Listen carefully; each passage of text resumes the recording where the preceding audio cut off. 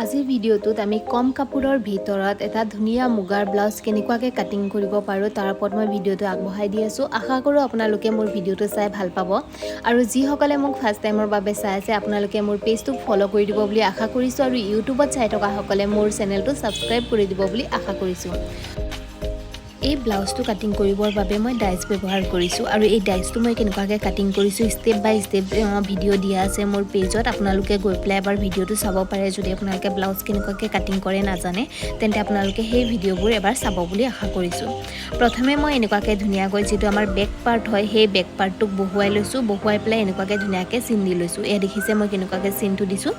এনেকুৱাকৈ চিন দি ল'ম। আমি কাপোৰ কাটিং কৰাৰ আগত সদায় এইটো লক্ষ্য কৰিব লাগে যাতে আমাৰ যিটো মেইন কাপোৰ হয় সেই কাপোৰটোক আমি যিমানখিনি বচাই পেলাই কাটিব পাৰোঁ তেনেকুৱাকৈ আমি কাপোৰ কাটিং কৰিব লাগে। এইখিনি এনেকুৱাকৈ মই প্ৰথমে বেক পাৰ্টটো ৰাখি লৈছোঁ। তাৰপাছত যিটো আমাৰ ফ্ৰণ্ট পাৰ্টৰ ছেকেণ্ড পাৰ্ট যোনটো হয় সেইটো পাৰ্টটোক মই এনেকুৱাকৈ লৈ লৈছোঁ বা যিটো বাহুৰ ফালৰ পৰা জইন দিয়া পাৰ্ট হয় সেই পাৰ্টটোক মই এনেকুৱাকৈ ৰাখি পেলাই একেবাৰে কাপোৰ বচাই পেলাই মই এনেকুৱাকৈ ছেপত বহাই লৈছোঁ। দেখিছে মই কোনখিনি অংশত বহাইছোঁ, এনেকুৱাকৈ আপোনালোকেও বহাই ল'ব। এইখিনি হৈ যোৱাৰ পাছত ছাইডৰ একেবাৰে এই কিনাৰৰ অংশত যিখিনি কাপোৰ বাচি আছে সেইখিনি অংশত মই এনেকুৱাকৈ ফ্ৰণ্ট পাৰ্টৰ আকৌ এটা পাৰ্ট ৰাখি লৈছোঁ। ৰাখি লৈ পেলাই আকৌ মই ধুনীয়াকৈ ছেপটো বহুৱাই ল'ম। আপোনালোকে যদি কাটিং কেনেকুৱাকৈ কৰে নাজানে তেন্তে আপোনালোকে মই ইয়াত ডাইচ বহুৱাইছোঁ যিহেতু মই ডাইচটো কেনেকুৱাকৈ কাটিং কৰিছিলোঁ সেইটো ভিডিঅ' চাব পাৰে। তাত মই ধুনীয়াকৈ বুজাই দিব চেষ্টা কৰিছোঁ আৰু গোটেই ডিটেইলছৰ সৈতে শ্বেয়াৰ কৰিছোঁ আপোনালোকৰ বাবে। আপোনালোকে সেই ভিডিঅ'টো চাব। আৰু মই যোনটো ব্লাউজ এতিয়া কাটিং কৰি আছোঁ ইয়াৰ ব্লাউজৰ নেকৰ ডিজাইনটো যিটো হয় সেইটো চুইটহাৰ্ট নেকৰ ডিজাইন হয় আৰু মই যিটো ডাইচ ব্যৱহাৰ কৰিছোঁ সেই ডাইচৰ নেকলাইনৰ ডিজাইনটো কিন্তু ৰাউণ্ড হয়। যিহেতু আমাক চুইটহাৰ্ট নেকৰ ডিজাইন লাগে আৰু মই যিটো ডাইচ ব্যৱহাৰ কৰিছোঁ এইটো ৰাউণ্ড শ্বেপ হয়। আমি এই ৰাউণ্ড শ্বেপৰ ডাইচটো ব্যৱহাৰ কৰি পেলাই কেনেকুৱাকৈ চুইটহাৰ্ট নেকৰ ডিজাইনটো কাটিং কৰিব পাৰোঁ সেইটো এই ভিডিঅ'তে আপোনালোকে শিকি ল'ব পাৰিব।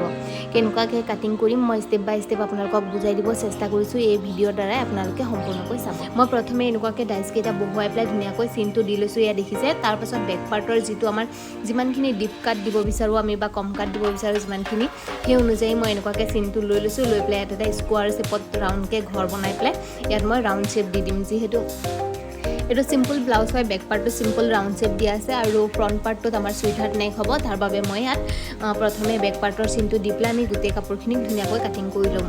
তাৰপাছত যিটো আমাৰ ফ্ৰণ্ট পাৰ্ট হ'ব সেই ফ্ৰণ্ট পাৰ্টটো কাটিং কৰোঁতে আমি ৰাউণ্ড শ্বেপ নিদি তাত আমি চুইটহাৰ্ট নেকৰ ডিজাইনটো দি ল'ম।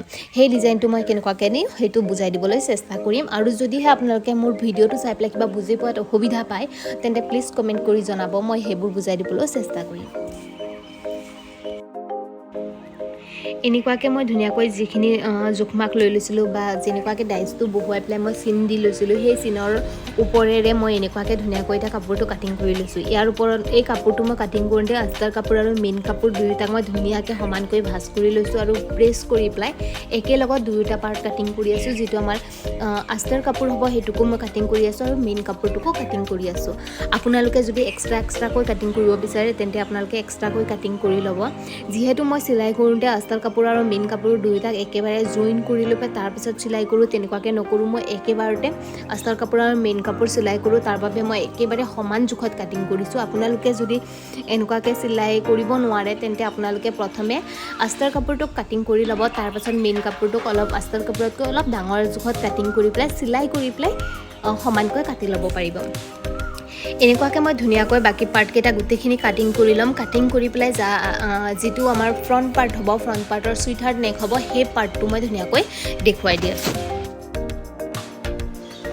এতিয়া আমাৰ ফ্ৰণ্ট পাৰ্টৰ যিটো নেকৰ ডিজাইন হ'ব সেই ডিজাইন অনুযায়ী কাটিং কৰিবৰ বাবে প্ৰথমে মই এনেকুৱাকৈ ধুনীয়াকৈ 3টা বা 4টা ছাইড ধুনীয়াকৈ ছেইম জোখ অনুযায়ী কাটিং কৰি ল'ম। তাৰপিছত যিটো আমাৰ নেকলাইনৰ ৰাউণ্ড শ্বেপ মতে চিনটো দি ৰাখিছোঁ মই য'ত আমি কাটিং কৰিম সেইখিনি অংশত মই এনেকুৱাকৈ কেঁচিটো লৈ যাম। এয়া দেখিছে মই কেনেকুৱাকৈ কাটিং কৰি আছোঁ। এইখিনিলৈকে কাটিং কৰি পেলাই আমি এইখিনি ৰাউণ্ড শ্বেপ নিদি আমি অভাৰ যিমান কাপোৰ আছে সেইখিনি কাপোৰ ৰাখি ল'ম। এয়া দেখিছে। এয়া এইখিনি আমি যিখিনি অভাৰ আছে এইখিনি আমি গোটেইখিনি ৰাখি লৈছোঁ। ৰাউণ্ড শ্বেপো দিয়া নাই, স্কোৱাৰো দিয়া নাই, একো দিয়া নাই। এইখিনি কাটিং কৰাৰ আগত আমি আকৌ এটা পাৰ্ট যিটো আছে আমি সেই পাৰ্টটোকো ধুনীয়াকৈ কাটিং কৰি ল'ম আৰু তাৰো ওপৰৰ অংশৰ যিখিনি অভাৰ কাপোৰ আছে সেইখিনিক আমি ৰাখি ল'ম। যিহেতু এইটো ৰাউণ্ড শ্বেপত ডিজাইন দিয়া হয় আৰু আমি এই কাপোৰটোৰ বহুৱাই পেলাই আমি বেলেগ ডিজাইন এটা দিম তাৰ বাবে আমি যেটো নেকলাইনৰ ডিজাইনৰ কাটিং হ'ব সেই কাৰণে আমি অভাৰ কাপোৰখিনি ৰাখি লৈছো বাকি সাইড কেইটা আপোনালোকে ধুনিয়াকৈ কাটিং কৰি ল'ব মাত্ৰ আপোনালোকে যেটো নেকলাইনৰ ডিজাইনৰ হ'ব সেইখিনি অংশৰ কাপোৰখিনি আপোনালোকে এনেকুৱাকৈ অভাৰকে ৰাখি ল'ব এয়া দেখিছে মই এইখিনি যেনেকুৱাকৈ ধুনিয়াকৈ এটা বহুৱাই লৈছো আপোনালোকে যেটো এই দুটা পাৰ্টক ধুনিয়াকৈ বহুৱাই ল'ব বহুৱাই লৈ প্লে তাৰ পাছত এতিয়া আমি সুইট হাৰ্ট নেকৰ ডিজাইনটো দি ল'ম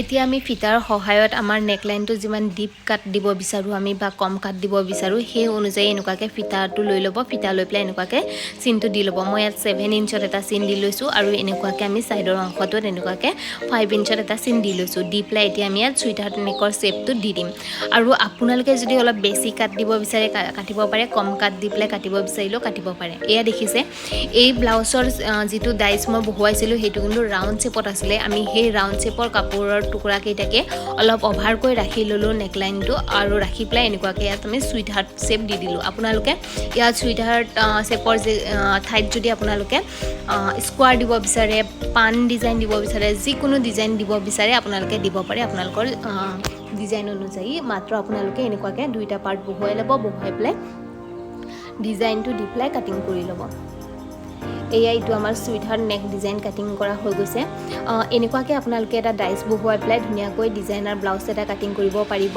আৰু যদিহে আপোনালোকে আজি ভিডিওটো চাই প্লাই কিবা এটা ভাল পালে তেন্তে কমেন্ট কৰি জনাব আৰু ইয়াৰ ষ্টিচিং ভিডিও চাবলৈ নেক্সট ভিডিওত মই দি দিম হেতু নাপাহৰিব